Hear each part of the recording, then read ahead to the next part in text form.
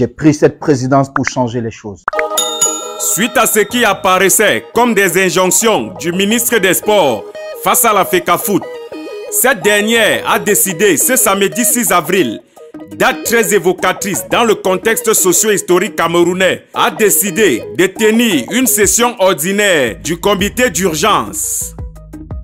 Tandis que la sortie du ministre visait à légaliser sa décision en convoquant une convention FECAFOOT-MINSEP, le comité exécutif ramène cette fois les articles 40, alinéa 17 et article 49, alinéa 3 des statuts de la FECAFOOT, ainsi que sa dévotion au principe de légalité pour parvenir à la décision suivante. Puisque la FECAFOOT n'a pas été associée à la procédure ayant conduit à la désignation des membres de la structure d'encadrement des Lions indomptables du football catégorie senior, conformément donc à ce décret et à ses statuts, et surtout au respect des règles des instances du football mondial, le comité d'urgence de la FECAFOOT recommande au président de la FECAFOOT, en la personne de Samuel Eto'o,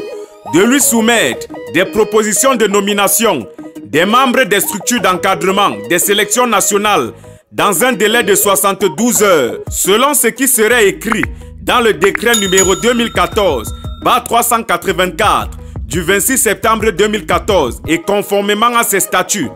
En français facile, pour les mototaximens, la FECAFOOT dit que selon le décret du président de la République du Cameroun, son Excellence Paul Biya, et ses statuts à lui, principalement l'article 40, alinéa 11, quand ça cuit, ses dirigeants se concertent et lorsqu'ils sont tous d'accord, ils demandent au président de la FECAFOOT de donner la liste des gens qui vont gérer les Lions.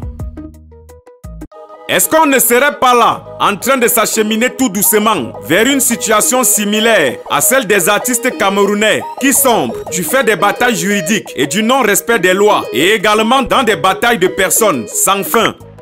Certains pensent qu'il vaudrait mieux qu'on s'y achemine et que le football camerounais subisse des sanctions internationales qui pourraient même aller jusqu'à la suspension pour une bonne période du football camerounais. Et vous, selon vous, comment cette affaire devrait-elle se résoudre? Nous attendons vos réponses en commentaire. Nous sommes ensemble pour la suite.